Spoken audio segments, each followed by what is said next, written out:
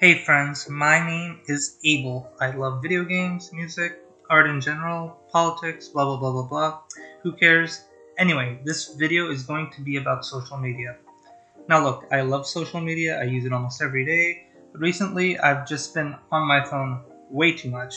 Doomscrolling, feeling depressed after reading the horrific news about everything that's going on in the crazy world we live in.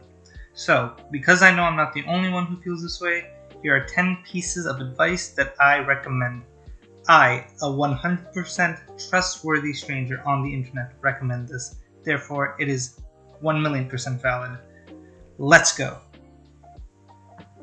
Alright, tip number 1. Subscribe to my YouTube channel and like this vid. No, I'm just joking. Alright, tip number 1. Try to get off social media for at least one day a week. This is easier said than done, but it will stop you from being overwhelmed. If you need to use it for work or contacting friends and family, that's perfectly fine. Set daily limits, put your phone in another room entirely, make a bucket list of things you need to do, and just take advantage of that one day you're not on your phone. Alright, tip number 2. Follow a lot of educational, art, or meme pages, preferably on the more wholesome side of things. My personal favorites are comic artists who make these short, maybe 4-panel storylines that have a lighthearted joke in them. I highly recommend finding 3 hobbies. One that keeps you active, one that is creative, and one that intellectually stimulates you. For example, for the active hobby, you could have basketball or yoga or gymnastics. For the creative hobby, you could have learning the piano or crocheting or painting. For the intellectually stimulating hobby, you could have learning a new language or maybe studying your favorite branch of chemistry. Anything like that. Once you have those 3 passions down, follow Discord servers, join chat groups, find websites and forums related to that, and meet like-minded people. Tip number 3. This sort of ties into the previous point, but I cannot stress this enough. The internet can be a beautiful place too. Don't restrict yourself to the same couple websites. So YouTube, Twitter/X, TikTok, Reddit, Wikipedia, Britannica, Pinterest, Twitch. I highly recommend going into fun little rabbit holes sometimes. Have you guys ever heard of David Rumsey's map collection? It's just one of the craziest websites I've ever seen. There's just so many high quality pictures of maps from so many eras of history. And it's just such a cool place. I highly recommend visiting. And I would say the same for Stellarium. It essentially functions as a 3D planetarium. There is a web version, so you don't have to download anything if you don't want to, but you can see constellations, various satellites, all these things orbiting. It's just a fun time. There's also Smart History, where you can watch videos and read about art history. Get it? Because it's called Smart History.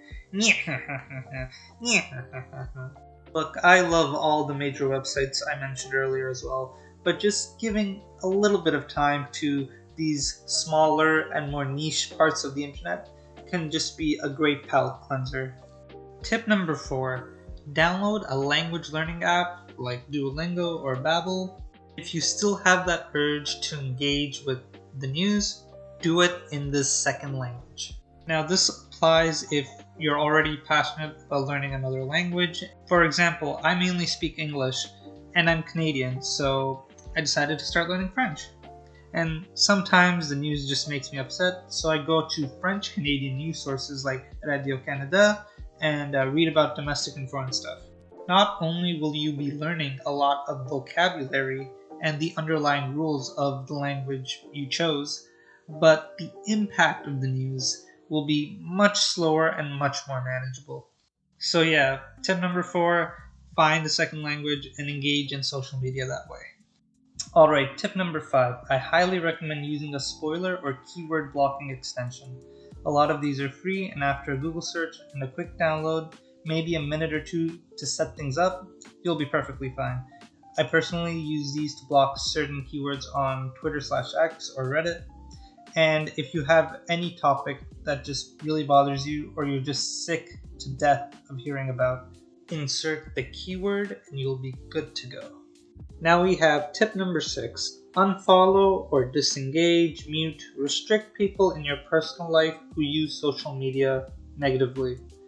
Now this can be easier said than done, and we all have our limits of what is appropriate and what feels fine. I understand the concern of unfollowing people like that, as it could embolden their negativity and just cause them to post more divisive stuff.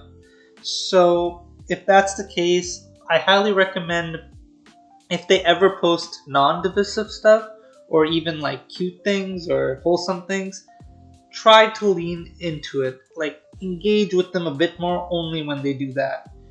Give them some sort of positive reinforcement, and hopefully they'll dial down the more controversial aspects of whatever they're posting. Bear with me for tip number 7.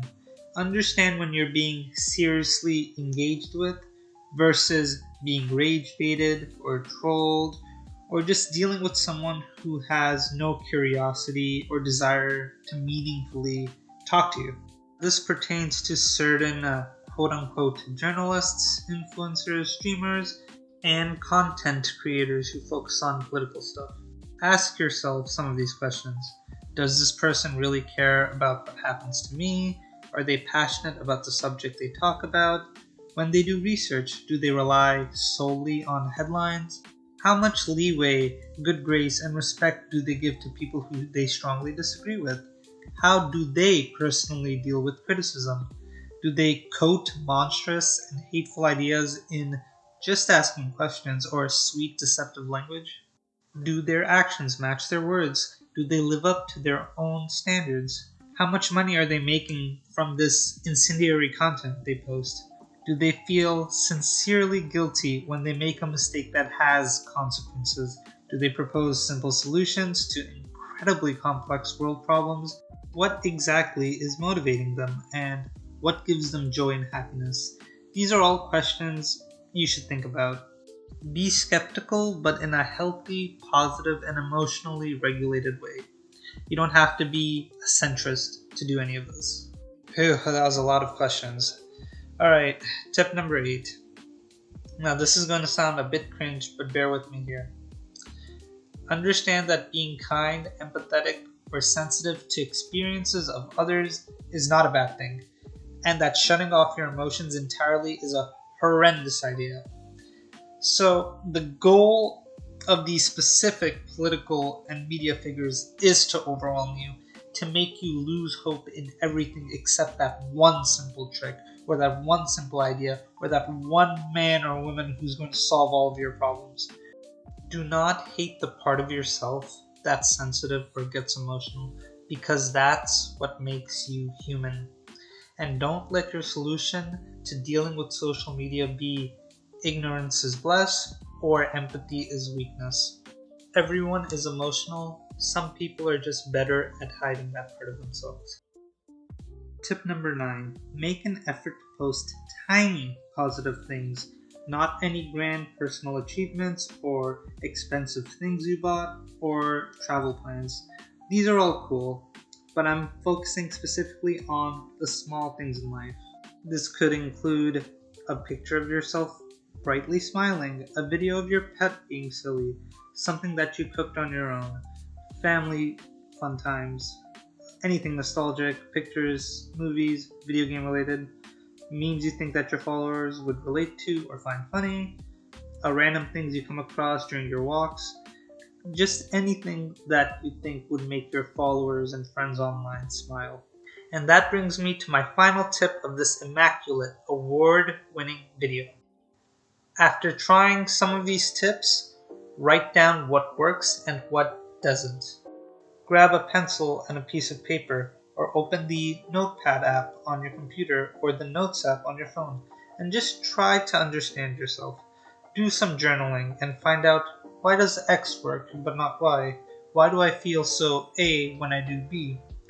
If a lot of the advice of this video doesn't work, try to understand and focus on what does. For me, for example, tip 6 was very difficult. I can't unfollow people once I've established some sort of relationship with them. It feels like giving up. Sometimes to better yourself, you have to understand yourself. And I think journaling and taking notes is one of the best ways to do that. And that's the video. Thanks so much for watching, and remember to leave a like, comment, and subscribe. I have a bunch of video ideas, but if there's any topic you guys want me to make a video on, I'll try my best. Just let me know. Now, this is my first video. I know the audio isn't that great. I know the editing's a bit amateurish. I know it's not really groundbreaking as far as video artistry goes, but I still want to thank you guys for watching. If there was any tip you felt belonged in the video but was missing, let others know in the comments below. We can all help each other through this crazy world we live in. A little bit of love goes a long way. Alright friends, my name is Abel. I hope you have a great day. Thanks so much.